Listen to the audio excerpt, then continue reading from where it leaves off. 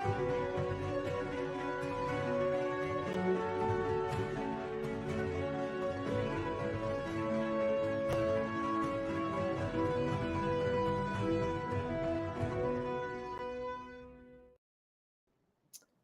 everybody, and welcome to OpenExO Live. It's really good to be with you on the 8th of December, and this is our last OpenExO Live for 2022. We will be back in the second or third week of January, and I cannot believe that we have come to the end of the year already. But as you saw there on the screen, we have Christa with us. Christa is calling in from Florida. And so I'm going to bring her up onto the screen. Christa, how are you doing? It is the afternoon. Is it the morning? Good morning. It's the afternoon here in St. Augustine, Florida, the oldest city actually in America that most people may not be aware of. So, oh wow! Excited to be here. I didn't know that. That's for sure. And so it's really good to have you. I always start out OpenExO Live by asking the guest to share a little bit about yourself. Your background is really interesting. So I don't know how far back you want to go, but share a little bit about your background. You know, and I guess also what made you join the OpenExO community. Sure. Thank you, Kevin. I like to go back to the beginning of my background. I was actually raised by hippies and then rebelled against them and joined the corporate world. So that's kind of the joke in my family is I went corporate and actually spent almost 6 years in Gartner, which is the world's largest research and advisory firm when it comes to technology. And I held roles from account management to sales leader to then being acquired back into the company. I actually helped build out the global CISO coalition, which was a collaborative of chief information security officers all around the world working on large enterprises. And then I ran the Global CISO Executive Summit, which was that 3-day gathering for those executives. And so during that time, I worked very closely with CIOs and information security leaders, and was always fascinated with innovation and the positive aspects of technology and what it can bring to us. So I came to the OpenExO community actually through, I had been a big fan of Peter Diamandis and read Abundance and Bold. And then I joined a book club that kind of spawned out of the Abundance community and Singularity University, as well as Stephen Kotler's community from the Flow Research Collective. So this book club is called Book Flow, and it's still going strong about 2 years later. And through that, was introduced to the OpenExO community. Awesome. And so, yeah, I mean, Peter and Stephen, essentially are super close to what we're doing. And the new Exponential Organizations book, which will be released early next year, now has Peter as a co-author. Together with our over 80 folks within our community as well. So it's quite community sourced, which is awesome. And, essentially, being purpose driven and driving organizations, exponential organizations, which essentially are very purpose driven is something which we think is really important. I know that, you definitely, have deep purpose, and so do you mind sharing some of the thinking that's gone into sort of your purpose? Sure. Yeah. So kind of being raised in the hippie mindset, it was all about nature and using natural materials, foods. and communities. What it also was living in a lot of scarcity. So I actually lived in a teepee at one point. I had a camper for my bedroom at one point. We had a circus tent as our living room and dining room. So I told myself I didn't want to end up like that. I wanted to have, all of the things that my friends at school had. I didn't want to be the weird kind of hippie kid, or I didn't want my kids to go through that. And I think we all get our sense of purpose from our early, stage in life, as well as for me, I believe that we're eternal beings. So I believe in past lives. I believe that we have ancestral history, sometimes traumas that also lead into our sense of purpose. But when I came to Gartner, they actually hire based on a sense of purpose. So I was very focused around this need to have this sense of security.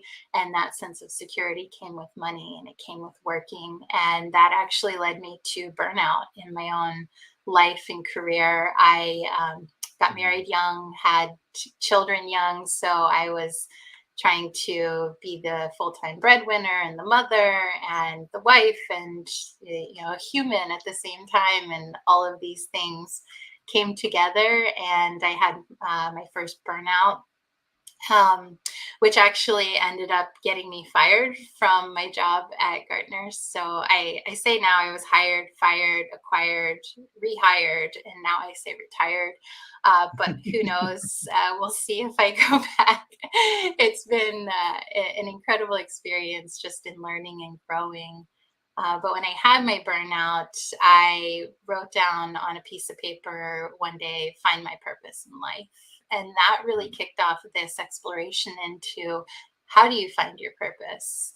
And how do you really understand who you are and look at life from different perspectives and pull in your superpowers, and then look at those pains and problems that are actually what propel you into your purpose. So through that work, I just devoured personal growth and development, and started pursuing those things that I was passionate about, which led me to some of the works from Peter and the X Prize and some of these other really inspiring ideas of leveraging and harnessing the power of people and community to really go beyond what you thought was possible. So through that, I developed a framework for finding your purpose. I call it the Purpose Prism. And in that work, actually came to my own purpose, which is really about connecting leaders in safe spaces to find common ground and to really connect to their visions for the next chapter. And that evolved into Treedom, which is my dream to build treehouse retreats around the world that can connect us globally, connect us to our distributed teams as we start to create these startups and organizations that aren't geographically based, that they are ideals based. We need still spaces to come together in person to discover that magic of collaboration and co-creation. Yeah, absolutely. So, do you want to share a little bit more about Treedom and really what you are looking at building?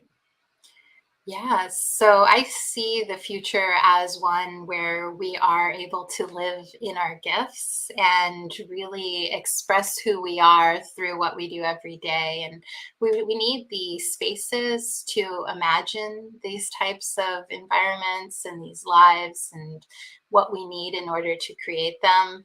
And we also need the space to really learn from nature with biomimicry and understanding regenerative design and sustainable concepts. So I see Treedom as these spaces all around the globe that are co-created by founding councils of 12 entrepreneurial leaders who want to have the space to bring their own teams and also create spaces for community to come and leverage.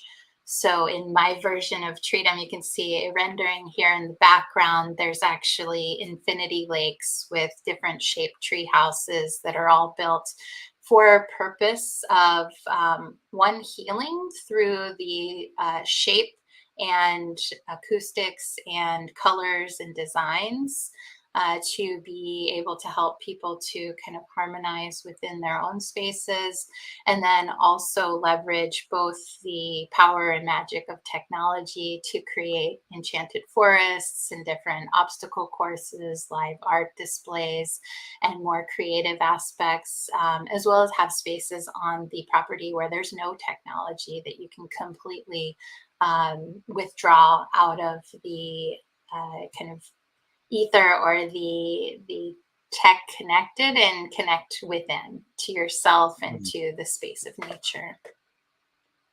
Wow, that's that. And so where are things at the moment, and in terms of folks who are within the community, that are like, wow, this is something that resonates with me. How could people either help, get involved, share? It'd be great to hear. Yeah, great question. So I've been championing this concept, idea, and passion project, and have people like definitely getting excited. Where we're getting to is we've got a property in Florida that's actually 180 acres on an island that we've identified. I have a plan for leveraging NFTs for memberships to be able to fund it, and really looking for the catalyst of someone to kind of back the first foray into starting this property, so that we can use it as a model, as a blueprint to build the others. I'm also working with current property owners to get a better understanding of what they need in order to bring people into their retreats, and how they can essentially join into a community. And we've created a virtual model for what I see as the layout for the first property. And our vision is to launch a co-opetition to where designers, developers, architects can come in and design their own tree houses, create their own NFTs, and then actually raise funding through that as well. So I've been pulling these little pieces together over the last year and a half, while also working. I met through this same book club and community, book flow. I met my partner, and we have been working on developing an operating system for the game of life. So Treatum in our minds is actually in the heart center, and it's really a space that will help people to dive in and discover their own heart centers, their own mind, and what they need, what actually matters in life. So this is a technology platform as well as community that we've been building concurrently, and that will help us to really orient ourselves in this new age of abundance as I see us entering. Yeah, I mean, in terms of that, like we're at such an interesting time in society, right? Where I mean, Salim often speaks about the Star Trek or Mad Max, but and hopefully we can point more towards the Star Trek, but we also have quite a few shifts that need to happen in the way the world is functioning, right? Whether it's the social contract in terms of what's expected for work, and a lot of institutions that perhaps become more redundant. What is your view of the future? You seem to be really optimistic, but what is your view, and how do you see the journey there? Like, some people see massive chasms, some people see a lot of negative things, and and how do we mitigate that? So yeah, I mean, you seem super optimistic. It'd be great to hear a little bit more. Yeah, I do seem very optimistic, and I am. I also believe that we will go through a lot of hardships on the way there. I think we are in this turning point. Actually, 2020, as my partner Dimendra Jeevan says, it's the mirror year. So 20 and 20 mirrored itself. And we had the pandemic, we had this very disruptive experience globally, which opened us up and I think awakened a lot of people to the fact that our world is changing very rapidly. And if you read books like The Future is Faster Than You Think, and even Bold before that, it kind of paints this picture of what is to come. But if your head's down in corporate life right now and you're keeping the lights on and just putting out fires, it's hard to even see this possible future and what it's going to look like and how it's going to change so drastically and dramatically. So I think that, there will be war, there will be a lot of disruption to our supply chains and a lot of hiccups over the next probably 5 to 10 years as we evolve technology as well as humanity, our own internal technology. And that's really what we're focused on at H11.life is to create, to use technology to give us space from technology, which is a paradox, which is actually part of the thesis of our whole project is that everything's a paradox and everything is a fractal quadrant. And we're working with systems of our core archetypes and elements and really discovering and exploring what it means to be human, and then creating a universal language that can actually teach computers how to be human and teach our AI consciously so that we're not training it on the collective unconscious, that we're actually training it on consciously who we are, who we're trying to become, and how we're actually understanding and learning our own data and patterns. Yeah, absolutely. I was watching a Vlog Brothers video earlier today, actually, where they were just saying, it was about using ChatGPT and their concern was that we actually try and make humans more like the technology. Like humans are amazing, and we need to leverage technology as opposed to become it, which was a really sort of interesting way of looking at it, right? So many people are afraid of technology, and unfortunately, sci-fi always seems to depict it in a very negative way, right?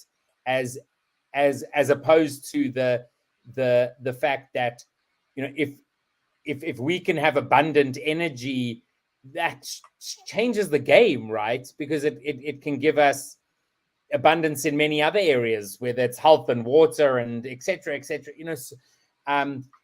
But it's very counterintuitive to our capitalist society, which says if you don't have scarcity, you don't have a business model. And so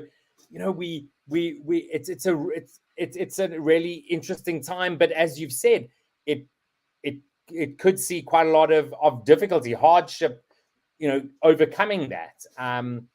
And so, but I guess how do we get more people to understand that, or to get off of the treadmill or whatever, or look up from the everyday work to actually see what the positive possibilities are? Yeah, I think so. For me, I think it's in looking at life as if it were a game. And it's not too far of a stretch. People have seen Avatar. We see this idea of we could essentially be spirits in these avatar bodies, and this whole world is our game board. And if we look at it that way and say, okay, the humans that are alive today have the ability and the power to change the game, to change the rules, and to create a game that we actually want to play. And we can communicate that through technology at a speed we've never had access to before. And we can actually build our own imaginary worlds with virtual reality and step into them as if we were spatially in these other worlds that we have not had the ability to do before today. And we can actually leverage these technologies by coming together as communities with a focus on creating a sustainable world that will support us, that we don't actually need these hoards and stockpiles of money. Money can go back to being a currency and a means to an end rather than the end. So I think if we stop measuring success by terms of the, revenue or profits a company's creating, and more in terms of quality of life or value to the planet, or the UN has created these 17 sustainable development goals. These are goals that we're looking to accomplish together. If we can come together, have common ground, and see that there's a lot more to life than just making the money, then I think we have a shot.